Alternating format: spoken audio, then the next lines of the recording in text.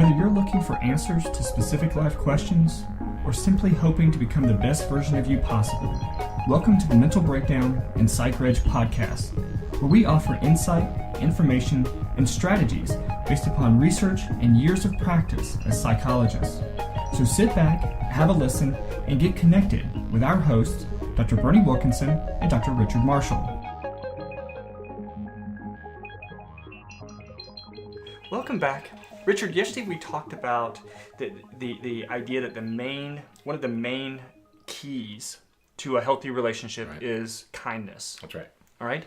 Today we're going to talk about some other keys that could go on the key chain. And we're interested in this because I love the statistic from yesterday. Mm-hmm.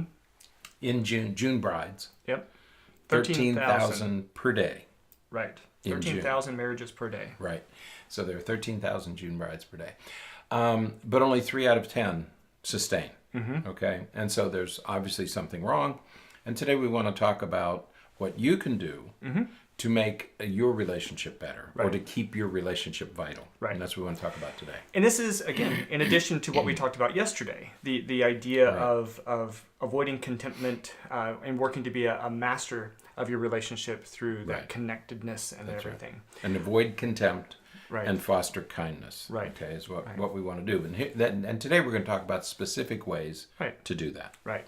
Now, we've linked in the show notes 2 different articles that offer a wide array of specific strategies. Right. And so we're going to talk about them generally speaking, but one of those articles is from Psychology Today, and the other is from The Telegraph. Mm-hmm. But they are perspectives from different professionals that are offering some insight into what could be helpful. Yeah, altogether in these 2 articles we have the perspectives of 6 different specialists, right? 6 different experts on this topic. And so we wanted to send both to you because we're going to discuss one in some detail, but you're going to have the perspectives of 6 different experts on this topic. So go ahead and take advantage of those. There's lots of good information in these 2. Yeah, absolutely. So as we're thinking about this, now you got me clearing my throat. I don't know what that's all about. So mirror neurons. I think so. It makes me. You're distracting me now. So let's think about some of these key things. Respect. The importance of respecting each other. That's right. And we talked about it yesterday. Right. That one person can't do this. It has to be mutual. Right. So respecting one another, acknowledging that each of you bring strengths and weaknesses to anything, everything. Mm-hmm. And so respecting where the other person is, respecting that the other person, I get so frustrated sometimes in working with people who believe that if they are in a relationship, they have to think and feel and do exactly the same thing. Mm-hmm. And that is just not the way that relationships work. Right. And you are a single unit of a partnership, but you're still individuals. Berney, she uses a term that referring to the author. The author uses a term. She says with this mutual respect. Right. You have to have admiration and and I think admiration, and I thought, yeah, that's right. Mm-hmm. You have to have admiration for the other person. If you don't, then something's missing. I mean, it almost sounds subservient, when I first saw the word, but as I thought about it, I thought, no, she's right. You have to admire the person you're with. You have to find some reason and to sustain that admiration and to sustain trust. Right. Okay. But again, both people have to bring that. You have to feel that that you're admired, respected, trusted, but you also have to give that. Right. Mm-hmm. Another thing that she mentions here is differentiating between arguing and fighting. Right. And I think that, we talk about this in a variety of contexts, but I think that vocabulary here is crucial. We're not fighting. We're just having an argument. That's right. We're just having a discussion. Right. And yes, someone will say, "Oh, that's just semantics," but those semantics matter. Right. If you feel like every discussion you have with your significant other is an argument, versus every discussion you guys have is a fight, right?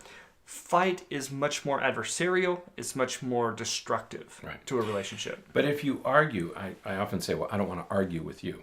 No, I do want to have a discussion. But to me, there's three things. There's a discussion, there's an argument, there's fighting. Yeah. But just based on what she's saying here, an argument has rules. Right. When you argue with somebody, there are some guidelines. Right. There's no name calling. Right. There's no accusations. There's no... fighting is take off the gloves and throw the kitchen sink. Okay. With fighting, someone has to win. That's right. That's right. And every discussion doesn't necessarily have a winner. Right. Because you can have a discussion about something and still you have your opinion, I have my opinion. That's right. But with a fight, somebody has to win. Right. And here you want win-win. Right. You want both to win. And you can't do that if you're fighting. Right. If you're looking for a victor. Right. Okay. You can only do that. You can argue your point and then you at some point agree. Right. Okay. Because as a couple you need to reach some sort of consensus and then move forward. Right.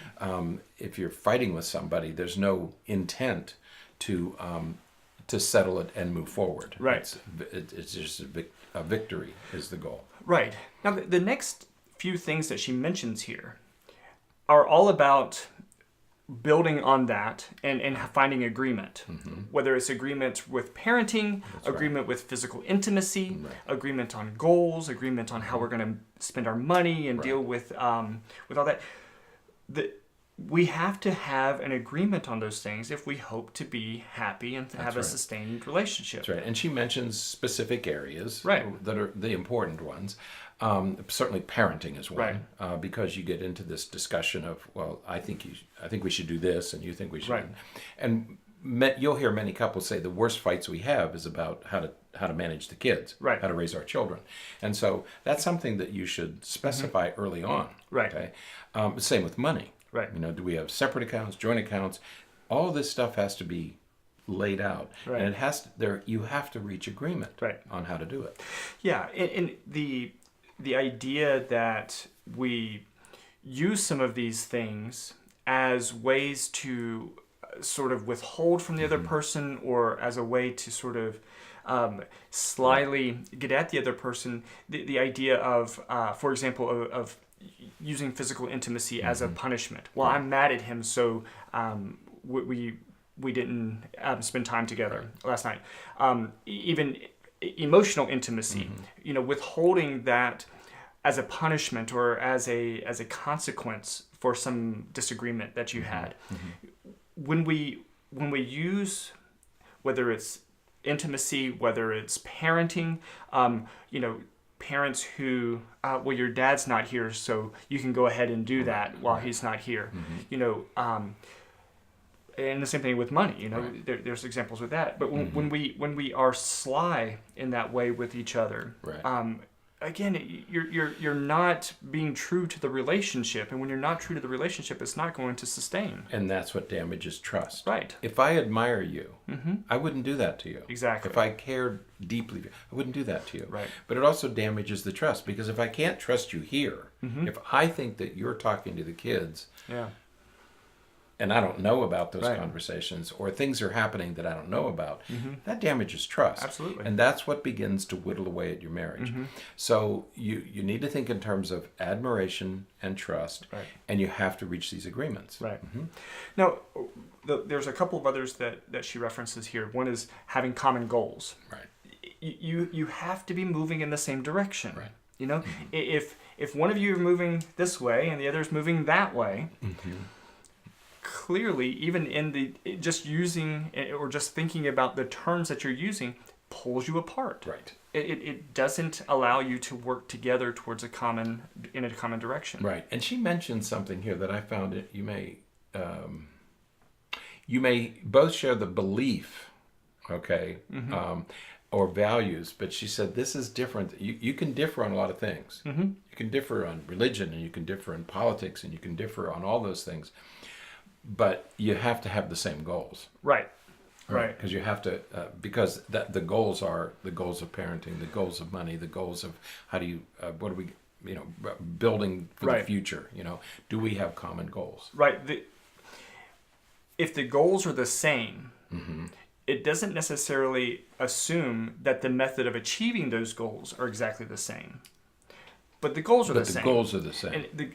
And that's the key part. And working toward those goals is what strengthens your marriage. And I think about that in all the marriages that I'm dealing with, and that we deal with here, is that when you get those couples who have shared goals, you can hear the vocabulary is completely different than people who are arguing about money. Right. It's because they don't have the same goal. Right. I mean, you're arguing about money because you want to buy a boat and she wants to buy another mutual fund. Or he's trying to save money for retirement, and she's wanting to go on vacation every couple months. Right, that's right. And it's just that with that, the difference there in goals, it's going to continue to create problems. Right. So I really like the treatment that she puts here about goals and values. Right. And the final thing here is fun. I was glad she included this. Yeah, because there are attributes that we enjoy of in one another that fade. You can't go hiking your entire life. Right. There is going to get to a point where you can't do some of the things together that you once could. But you can still have fun. That's right. You can still enjoy time together. You know what I love to see with couples is you can tell they're sharing secrets that only they know about. And there's an intimacy there that you just can't get anywhere else. Right. They've talked about it and they've discussed it. And it's a source of joy for them. And it's so much fun for me to watch that as a therapist. And you can tell that they have these little secrets that only they have. Yeah. And nobody else knows. Yeah, they'll say something and they'll just kind of glance over at the other and say, that's funny. Right. Yeah. But it's fun. You should be having fun together. Once again, it's like the canary in the coal mine. Right. If you're not having fun with your partner anymore, you need to analyze things because it should still be fun. Yeah, absolutely. All right. There are loads more. Especially in the other article. That other article is loaded with these sorts of things. So check those out and read through those because there's lots of, again, little keys to maintaining a happy and healthy relationship and things that you can do. They're pretty easy to do, actually. Things that you could, I really like these. Especially if you really want the relationship to work. That's if you want the relationship to work, these things are easy. And if you're both doing it. Right. If your partner is not interested in pursuing this with you, come in and see us. Yeah. Because you're going to do a lot of work and you're eventually going to become resentful. Right. If you feel, if one of the partners feels that he or she is doing all of the work, you're going to develop contempt. You're going to be angry. You're going to be resentful. And that's going to damage the relationship. So if the two of you are still on the same page, this is an excellent beginning. Make sure you're doing these things. Absolutely. Make sure you've addressed those. Perfect. All right. That is it for today. Yeah. Until next time, stay happy, stay healthy, and forget to be afraid. Thanks for sharing this episode of the Mental Breakdown and Psychreg podcast.